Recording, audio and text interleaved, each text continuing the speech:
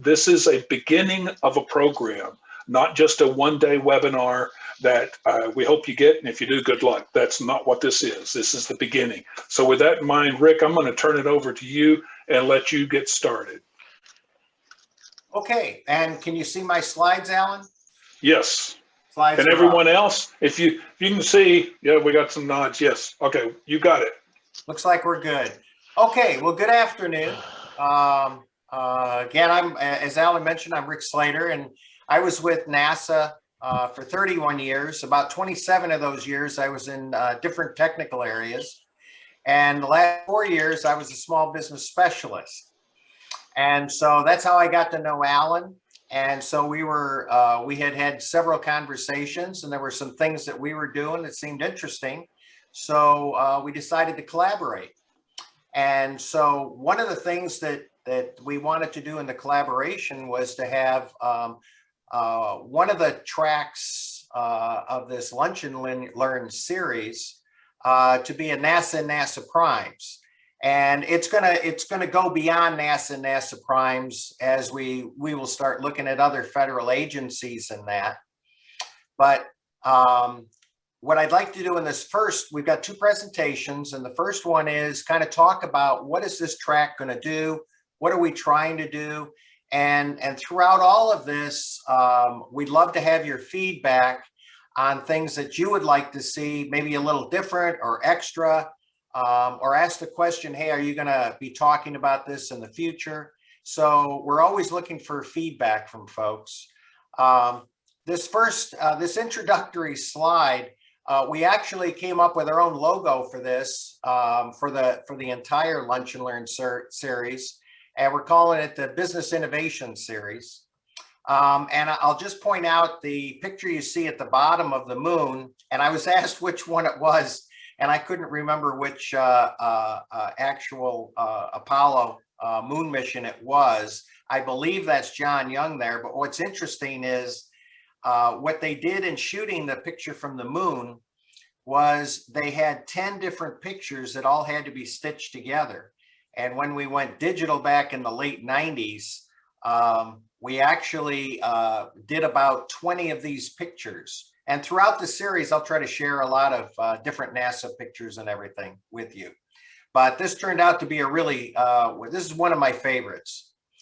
Let's see, go on. Okay, so let's talk about, in this series, what we're really trying to do is get you information that can help you get contracts. As a small business specialist, there were an awful lot of times where I felt we just sort of had a lot of charts, and a lot of times, and I'll point out where in those charts that we used to see this, a lot of times I'm not sure we were doing a lot of the digging that you were never going to be able to do. And so part of working with the SBDC is that we're going to do some of that homework, and I'll point this out throughout the couple of presentations we've got. So the goal is to identify procurement opportunities. And I don't want to read this thing, but basically another piece of this is to get an understanding of the federal agencies, how they're put together, how you can find work with them, and how you can find where they even have that type of work that you do. Probably the most important one, and the one that even when I was at NASA, I had a hard time getting, was what are the actual needs? What is it technology-wise that the small business program can bring to the table? And what were our needs? And we'll talk about that in the next presentation. And some of it is to provide training to make clients more competitive in the marketplace. And that's really going to come from small businesses who have said, hey, you know, you talk about this, but we never get any training in this specific thing. And so we're going to be doing some of that. But I'll also point out, get back to us and let us know if there's something that you've always been needing. Let us know, and let's see if we can make it happen. The overview, there's several different pieces of this that we're going to try to include in the series. And my thoughts are that the NASA tract will be probably the next couple of sessions before we actually finalize getting through NASA. And by that time, we'll start talking about some other federal agencies. One of the most important ones, and let me get rid of this thing here. There we go. And identifying procurement opportunities, what we want to do so that you don't have to go through the SBA website all the time. I'm going to get an idea from everyone as to the different technologies that they're capable of doing. And then oftentimes SBA and some of the primes, they'll go ahead and they'll have a big industry day. NASA does that all the time, but most of the time it's difficult to find out what they're going to do and when they're going to do it. And honestly, even for me, it was difficult a lot of the time to get information, sometimes on our own center. We weren't told. And that can't possibly help you. So without going into a lot of detail, what we're going to do is start trying to get access on a regular basis and hopefully on a weekly basis. We can at least send out some of the things that we found or some of the things that SBA has sent me. We'll get out, what we'll do is we'll send a link out on an email every week, and we're going to have it on the SBDC website. So hopefully that does a little bit of help as far as getting some of the information out to you. Also, if there's events that we think you're going to be interested in, we're going to add those too. Another thing we're going to do, and we'll be starting this next month, is we're going to provide some small business speakers who've been successful getting contracts. And our first one is actually someone who started back in the 80s, started her own business in 2002. And it was very up and down in trying to get contracts. And of course, a lot of the work was subcontract work, but she can tell you what you really had to do to make it work. And if everyone that I've ever worked with, she's probably one of the most knowledgeable in doing that. Another thing is we're going to provide overviews on how to connect with the primes and the agencies and identify their needs. That one, we're going to be basically, we're going to be talking to a lot of the primes, and we're going to start with the 15 prime contractors at JSC, but then we're going to spread out and we're going to basically identify any primes that might have the kind of work that you're looking for. That one's going to take a little bit of work, and it's probably going to take a couple of months to even get that thing really working. Okay, provide overviews of how to connect with primes and federal agencies and identify their needs. It's kind of the same thing on doing that. I'm sorry, I just read the same one. So we'll just move on from there. Okay. Prepare clients to present primes to primes and agencies. How to make the most of a capability statement. And I won't talk a lot about that here, although I'm going to show you one in one of the later slides. But there's certain things that your primary point of contact, which are the small business liaison officers with the prime contractors, they are looking for certain things. And I'm going to show you an example of one that we helped a lot of the small businesses so that they had a capability statement that the SBLOs would actually look at. And in all honesty, the SBLOs told us that a good capability statement a lot of times makes the difference between whether they keep your card or they don't keep your card. And so whether you're going to actually be able to make contact with them. The SBLOs themselves, we're going to have a discussion of who they are, what they want to hear, And with any luck, I'll be able to get the SBLO I'd like to have online, because she'll talk about how to approach them, what's worked in the past, and the types of businesses and the types of information that if it's brought to them, they're able to connect with. On a yearly basis, we're going to conduct a matchmaking event. And we've done matchmaking events, and I'm sure you've been to matchmaking events in the past. And typically matchmaking events are, they'll ask for a list of all the small businesses that want to participate. And they basically tell the primes, hey, you need to participate in this. Oops, there we go. And you need to participate in this. And all they do is they kind of match up the NAICS codes. And to be honest with you, that's not all that effective. In fact, I've been on some where we had 6 minutes to meet with different small businesses when I was representing NASA. And it was not that effective. In fact, what was probably more effective was the people roaming the halls got to know each other. And that's really hit or miss.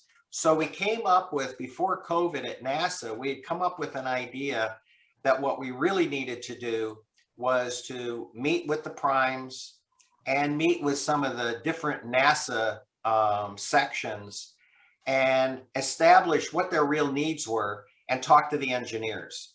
And so what I did was I went and I talked with the engineers, and the engineers basically, I asked them, why don't you come to these matchmaking events? And they said, very seldom do we ever talk to anybody who has the technology we're really interested in. And it's kind of a hodgepodge, so we just don't come. And I heard that with actually I heard that with 2 different NASA organizations. And I heard that from 2 or 3 of the primes. So we needed to do a better job of it. So we had begun, and then COVID hit. And so we weren't able to do the event the way we wanted to in last July. And so what we're doing is we're putting a matrix together of capabilities that has enough granularity that the engineers can look at, and then they choose who they want to visit with. And it'll be for a half an hour. They will, they'll bring their procurement people. The engineers will be there. And on the side of the primes, they'll have probably the SBLO, and they'll also have an engineer from whichever company you're meeting with. And in doing that, you've got an engineer talking to another engineer, and there is no other way to actually make a good connection. It just doesn't work all that well otherwise. So that's planned for June. We plan on it being about a 3-day event, because we're saying that every one of the connections and every one of those meetings have to be a half an hour. There is no other way to actually make a good connection. And what I got from the engineers with 2 of the large primes was, if you do that and I can look at a matrix and I can pick the people I want to talk to, we're in, we will come. I also talked to one other prime contractor just a couple of weeks ago, and they said, if you send us that matrix, we will share it with the engineers who are on procurements, and they have, I think it's 4 large procurements coming up. They said, we will take that. If you send us the matrix, I'll share it with the engineers who are deciding which subcontractors they need to have in the proposal. And that to me was and believe me, I haven't heard that one before, but they said, if you can get us that, we will provide it.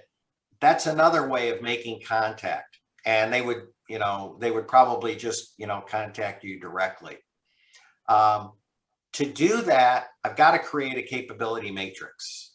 And right now, what I'm doing is I'm putting all the categories that I've gotten so far from the Chief Technologist Office at NASA and from 3 of the prime contractors that I've talked to in the past. So all those will be on there. And so what you need to do is to, and we will send this out to everyone. Go ahead and fill it out, check mark the different capabilities that you have. And we'll also have a section for past performance. We'll have a section for unique capabilities that you've been able to get work with. And of course, you don't include the secret sauce on any of that.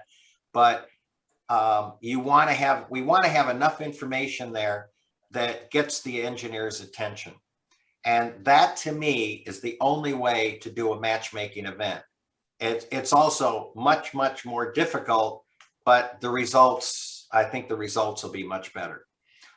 Training, we're going to try to do some training. And honestly, anyone has any comments, feel free to get those to me. You'll have my mine and Alan's emails after this. And so what I've got so far, I just threw a couple of examples down of things I think we need to do. Quality codes is one of them. And that's one that the primes have told us. Sometimes we have an outstanding company, but they've worked all commercial. They don't understand quality codes, which is basically the documentation that has to be delivered. And so if they don't understand the quality codes, we've got a little bit of time to work with them, but usually it becomes a problem unless they've really got at least an awareness of it before we start working with them. So we're working on having that training. The primes procurement process and how it differs from commercial. And the focus will obviously be on the primes procurement process. There's specific things that they have to do when you propose, how they have to evaluate it, who they have to send it out to, what are the options that they have. And so that would at least give you an idea of how you need to propose and some of the roadblocks that'll be thrown in there. You need to be aware of that. One that actually was pretty interesting, and we did this a couple times with as a panel with some of former chairs and contracting officers, is lessons learned on proposal writing. What to do, what things not to do. The one thing that always stands out is every NASA center, and I'll be saying this in the next presentation, everyone is their own unique fiefdom. They do things a little bit differently. I'm very familiar with Johnson Space Center, and what I'll key in on is sort of the similarities that most of the centers have when it comes to evaluating proposals. And I've got I personally chaired 2 of these, so I'll be helping on this too. But there's a couple of the contracting officers who would love to be able to provide me a list of some of the things that were simple, but they would be missed and they would miss points. So we're going to go ahead and have that kind of training. So that's it for this. Are there any questions on this part? No? Okay. I'm going to go on to. While you're setting up the other one, question I'm going to ask, as we move forward and we start seeing some success with SBIR activity with our clients, and they're looking to go from a phase 1 to a phase 2. And there's the possibility that NASA would be one of the ones that would want to write a letter of support, memorandum of understanding, etc. Do you have contacts like like we would think of a tech scout, such as Tim Fowler, where you would be a resource to reach for our clients to reach to you, to where we could try to find the right program manager within NASA?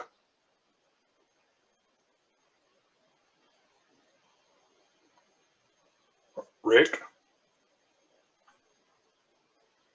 I'm sorry. I was doing something else. Could you repeat that?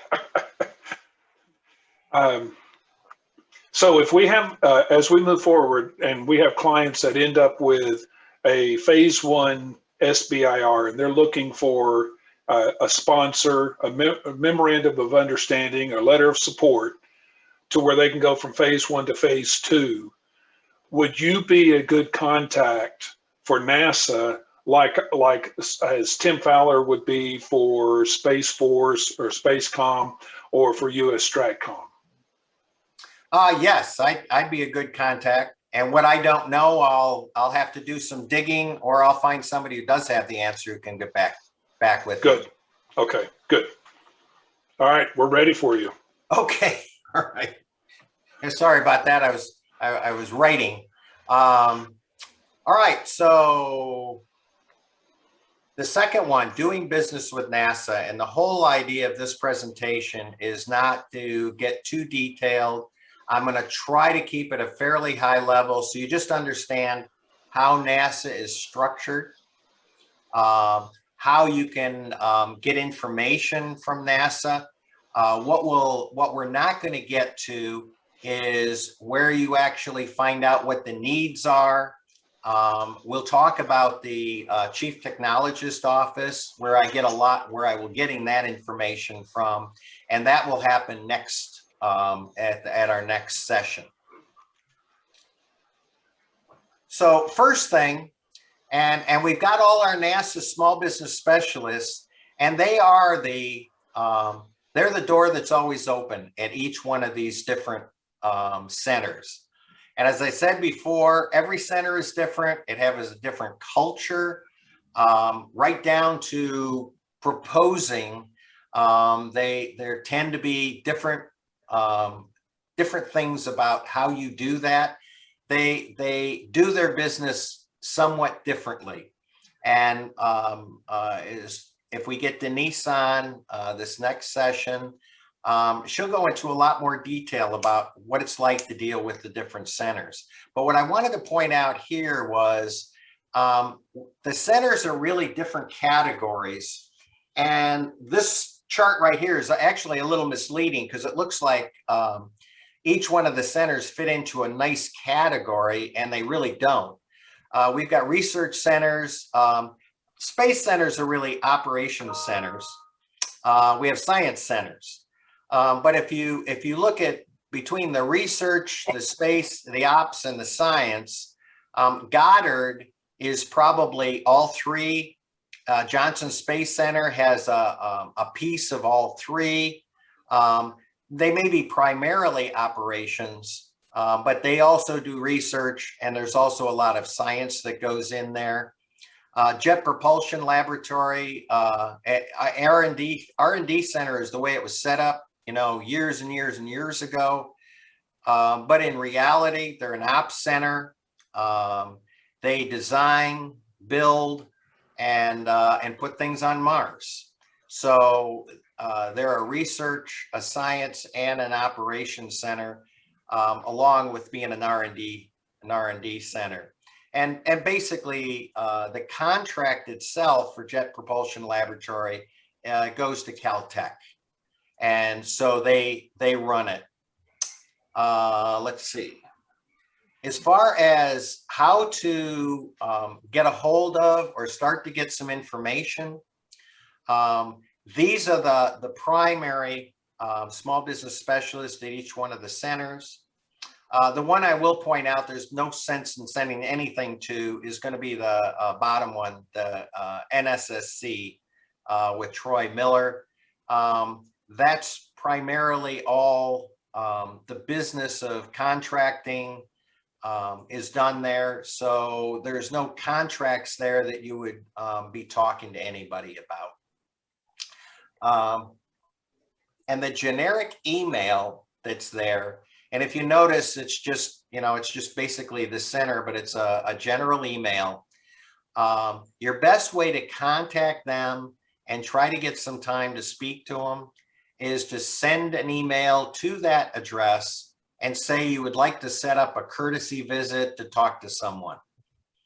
And A simple email will do it. If they don't get back to you in a couple of weeks, somehow it got missed, go ahead and send it again.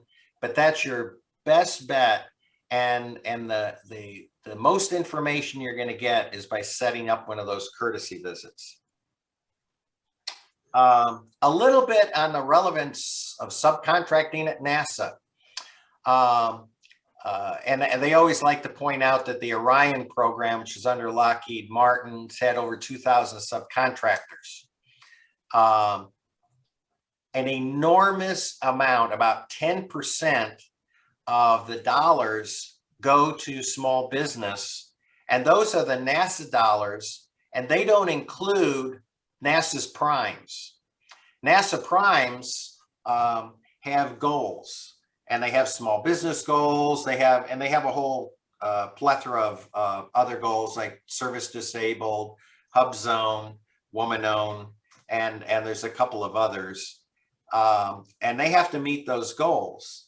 Well, in doing that, they spend more money than we do just with straight NASA contracts. And that ends up being another 10% of the budget. So about 20% of the budget actually goes to small business, and that can be either in the form of regular service contracts to other types of contracts, which would be just for parts. There's a huge amount of IT that's purchased through NASA, and so there's a lot of just we'll call piece parts or engineering projects, small engineering projects that are all done. And most of those, a good deal of those go to small business. Now I want to take a minute. Let's see if this does it for me. Okay, let's see if it does it for me. There we go. Okay. This is the OSBP, or the Organization of Small Business Programs. There's Glenn Delgado, our associate administrator. I worked for him. We only had about 20 in our group. This is a website, and they're almost hidden on some of the information that if I were a small business, I'd be interested in. And so if you click on the How to Do Small Business with NASA, and you go to the About NASA Centers, and we'll just pick any one. In fact, we'll just pick the Jet Propulsion Laboratory. It'll give you an overview of what goes on there, which is, I guess, somewhat useful. What does JPL buy? It gives you a general idea of the high-level service contracts that they have. At the same point, this is where you can actually dig in, and you can get their telephone numbers if you need to get them. Although, as I say, just going with the generic one will get you a courtesy visit, and that's probably your best bet. But at any rate, that gives you a little more information. It's also a little easier to contact people sometimes. If you go down through that, you've got the, where is it? NASA Acquisition Forecast. And we click another one, and I'm going to pull that up now. I hope I pull it up. There we go. This is the acquisition forecast. And I will tell you, it's only about a year out. And so it has limited use when you're a year out on some of these things, because by the time you see them, and the problem is it's always less than a year, because they put it together every quarter and they update it. Should be every quarter, but I've seen them do it every 6 months. So a lot of times by the time you see this thing, it's already in the works. So this one is a little bit limited, but I will say a lot of times at least you get an idea of some of the things that are going on there. And often they've pushed that thing out a year and a half, and so the timing isn't so bad. So we'll get rid of this.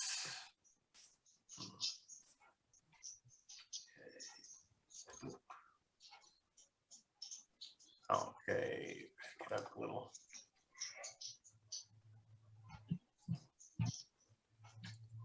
mentor protege program, and you're probably familiar with it, especially because the SBA has their own mentor protege program. But they completely revamped the program at Johnson.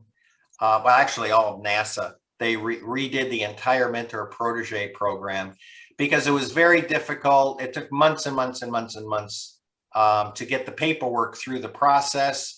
And Glenn finally decided a couple of years ago that he needed to streamline this.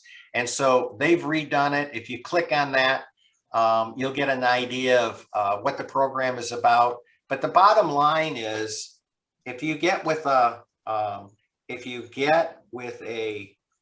prime contractor, and the way the program really works at the highest level is, a prime contractor, if they see a small business that they think can definitely help them with their products, also they have some expertise that the large prime needs, and so they're willing to actually propose them on contracts.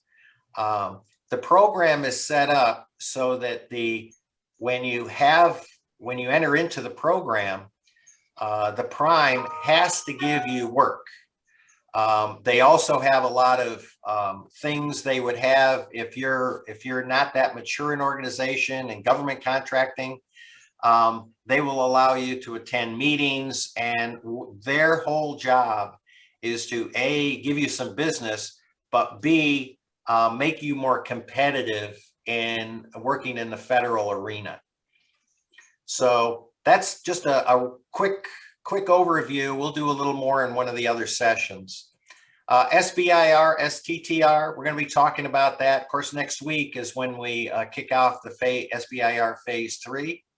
But we'll also be including Phase 1 and Phase 2 information.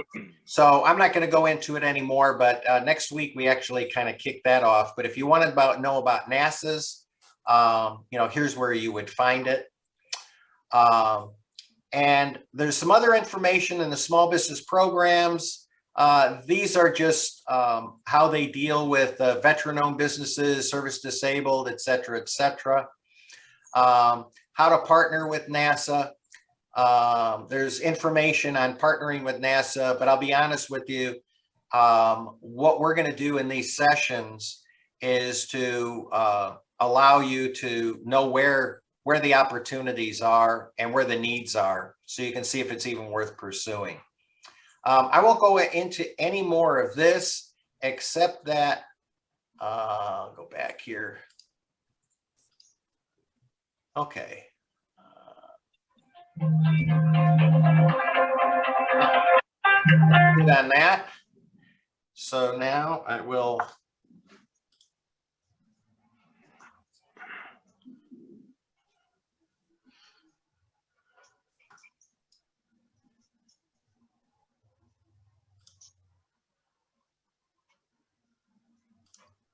Okay, category management, and this is something that we went through for the last 2 years, and I think it's important to point this out. We're talking about here large service contracts, and that would be, above the $10 million a year, really. At one point in time, probably 4 years ago, they began doing this, and what they did was, if you were to take, say, custodial services, every center would have their own custodial service contract. Every contract would have communication services. And so they would have small contracts, and they were almost always small business. And so there were a lot of opportunities for prime contracts. What they did was they went ahead and said, okay, except for some things like environmental compliance and utilities and things of that nature, we're going to start having a single contract. It'll be at one of the centers, and all the centers will buy off that one contract. And if you see yourself in any of these, when the contracts come out, they are going to be worked through that particular center. The one good thing about it is that anyone who bids on these is never going to have, they're going to have subcontractors for a number of the other NASA centers. But this is just to get you an idea that whereas we used to have 10 of everything, now there's going to be one of everything, and it will be, we're hoping that most of them will remain small business, but I'm sure all of them will not remain small business. So that's a little bit of the direction that NASA's taken in the last couple of years. From there, and this is a chart that we always used to put out, and there's some things about it that I never really liked, and I'm going to point those out to you. At the same time, I'll point out some of the things that really do need to be stressed. And the first one was research. Understand NASA's mission and needs. Well, I can tell you, I was there for 31 years at Johnson, and there are whole areas that I didn't have a clue what their real needs were, and the engineers were difficult to get to. It was only when I got into the small business area that I actually started to reach out and try to get some of that information. But to be honest with you, that's something that I had a difficult time doing. And so when, and you see this with a lot of different agencies, I've seen always has that up there, except obviously it's their agency. And understanding their mission, that's nice. You can Google that. But their needs, that's a whole different ballgame. And so that's why with the matchmaking, we're going to have to dig a lot deeper.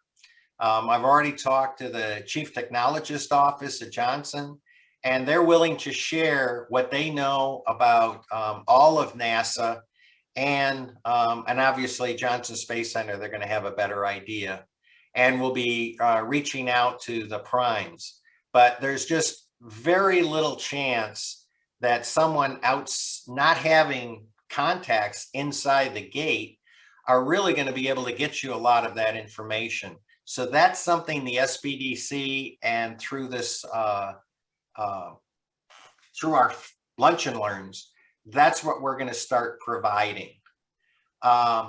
Get to know the center SBSs. That's your slide 8, and I've got one with pictures of the small business specialist at the end. Definitely, at least scheduling a courtesy visit will point you in the right direction. Responding to source thoughts, and I don't Rick, know how many. Yeah, go ahead. Question on the courtesy visits. Yeah. Are the courtesy visits by Zoom, or how does that work? We had someone ask, are the courtesy visits in person or virtual? Well, with COVID, they're all virtual. To be honest with you, before COVID, if people were local or they were visiting other contractors and they just wanted to, visit with us, it would be in person. The others were all telecoms. So it was always a telecom, and I always had like 4 or 5 slides that I could share with them, to follow through the discussion. So the easy way to say it is, I hope by July or so, things start opening up and they'll go back to in-person or virtual on Zoom. And they're starting to do them on Zoom now. So, and I'll be honest with you, if it's virtual on Zoom, I found them to be as effective as somebody coming in the door.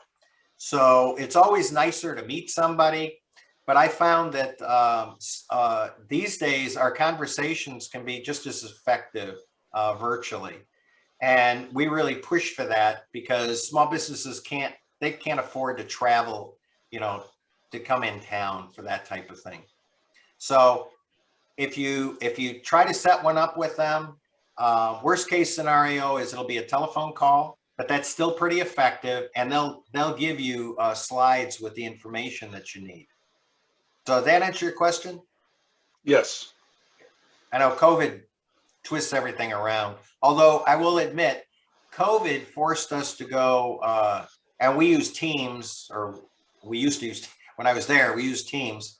Um, Once we started using it, the telephone calls weren't as effective. So we, if anything, if COVID's done anything for us, it's pushed the fact that you can do things virtually and accomplish a lot. Okay, so yeah, research upcoming procurements. That's some of what I'm going to be helping with, is doing some of my own research. And when I kind of know what all the clients, what their capabilities are, I'll try to pick and choose and sensing things forward. And I'm sure you'll let me know whether I'm doing a good job or not.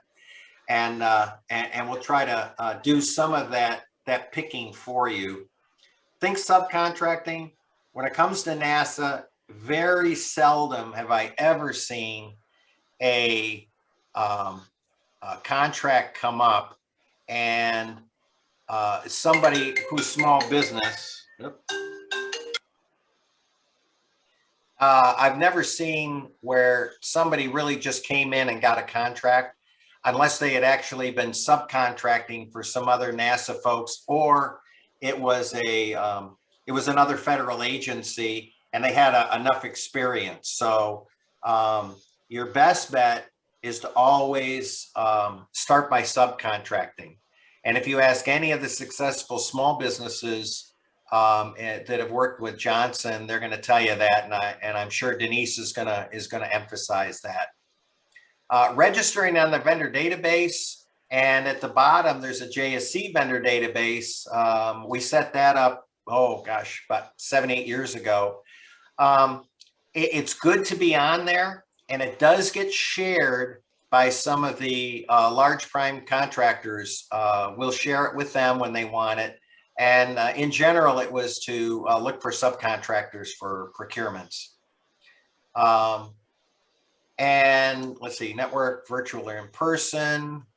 And then the last one is, as soon as we get past COVID, the events, and all the centers have events, and networking is everything. At Johnson, we had 4 a year. We actually had one we called light manufacturing, where we invited in the small machine shops, circuit board manufacturers, folks that had those kind of skills, and we gave them a table instead of them coming to an event and trying to meet with large primes and everything else, even though the large primes have tables there. The way NASA tries to structure it is that each one of the centers is going to have 3 or 4 of those events, and it does end up being a good way of networking. So Rick, we're good. We're running close to 12:50. I was going to ask you about the capability statement. One of the things I'd like to do is help everyone understand as we go forward that the Lunch and Learn is really our outreach for you. So as we do each of these Lunch and Learns, Rick will be talking about NASA again the next Lunch and Learn, and he'll be continuing down the path of understanding. But that is not the only way we're going to be able to get that information to you. So as we go forward, and he does, and we do outreach, and we get contact with you, we're going to probably have to have supplemental training that we're talking about. So it's not just because otherwise our matchmaking event is in July. So we would have how many times? We got March, so April, May, June. We'd have 3 times. So we're going to have to get you to step up and get involved as you see that this is a good opportunity for you. So just trying to help you understand how this pathway looks. Okay, go ahead, Rick. Okay, and since we're running short on time, this is just an example that I showed folks, and then there's 5 or 6 things that are really important, and the SBLOs only look at these things for about 10 seconds, so they have to be structured so it's the information they want. We'll have in our training classes, I'll go over this in more detail. Next one. There is, if you go to your iPhone or Android, and this is the sticker, just do I think all you have to do is type NASA in there. You'll see this sticker, and this is the logo for it. And we'll go over this another time because we're running short on it. But if you, all the existing contracts, even if they're going to end in 5 years, are on that app. And so it's a really good way to find out where the existing contracts are and when they're going to end. And it's also got the, it's got the numbers so you can FOIA the information for the statement of work. So there's a lot of information, but we're running short on time, and I wasn't planning on going over all of these. I just want to introduce them. So last slide are pictures of all the folks. Now, somehow I'm still on there. And actually, this is interesting because this is live and they haven't taken my picture off and changed it for the new person. But these are pictures of the folks at all the different NASA centers. And so that's it.